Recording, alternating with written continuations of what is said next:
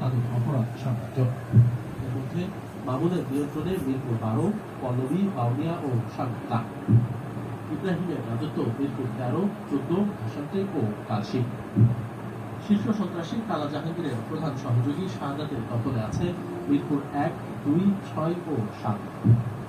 মিরপুর 10 ও 11-তে দাপট মুক্তারের। এসব এলাকার চাঁদাবাজি, মাদক কারবার থেকে শুরু করে হেদুপুর অপকর্ম নেই যা তারা করছেন না, যদিও এসব নিয়ে ভয়ে কেউ প্রকাশ্যে কথা বলতে চান না। যদি কেউ চাঁদা না দেয়, কারো বাসে গুলি করে, কারো হাত পায়ে দেখা যায় ছুরি দিয়ে পোষ মারে, ওদেরকে চাঁদা না দিয়ে কেউ বাড়ি করতে পারে না। বর্তমানে তারা এমন একটা সিন্ডিকেট বানিয়ে ফেলছে, মানে ব্যবসায়িকরাও তাদের হাতে মানে নিরাপত্তা পাচ্ছে না।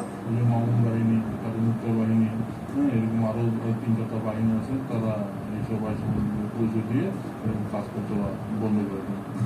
চাঁদাবাজি, মাদক কিন্তু সম্পূর্ণ তারাই নিয়ন্ত্রণ করতেছে বর্তমানে। হুমকি হুমকি এবং তারা সরাসরি লোক পাঠিয়ে ওইখানে কাজ করে দেয়। ফোরস্টার গ্রুপের গডফাদাররা বিদেশে থাকলেও দেশের মাটিতে তাদের কর্মকাণ্ড চালাচ্ছেন কারা, এই প্রশ্নের উত্তর খুঁজেছি আমরা। জানা গেছে সন্ত্রাসী মামুন মালয়েশিয়া থাকেন। মামুনের সাম্রাজ্য দখল করেন তারই আপন বড় ভাই জামিন ও আপন ছোট ভাই বশির। তার হয়ে আরও কাজ করেন দেলোয়ার হোসেন রুবেল, রফিকুল, নাট আলমগীর, কালামুল আলেম, রাজন, সানি, ভাগ্নে মামুন, সোহেল, কাইস। কিলার ইব্রাহিম ফ্রান্সে থাকেন বলে খবর পাওয়া গেছে। তার হয়ে কাজ করছেন যুবরাজ, সাবু, শাকিল, ভাগ্নে সোহেল, জনি ও কালা ইব্রাহিম। একসময় ভারত থাকলেও শাহাদাত এখন থাকেন ইতালি। তিনি মিরপুর থানা ছাত্রলীগের সাধারণ সম্পাদক ছিলেন। তার নির্দেশে টিপু সুমন, ফিটিং শিশির, বিহারী দিলা, প্রতাপ সাইফুল, কিঞ্চি আলামী ও শামীম কাজ করেন।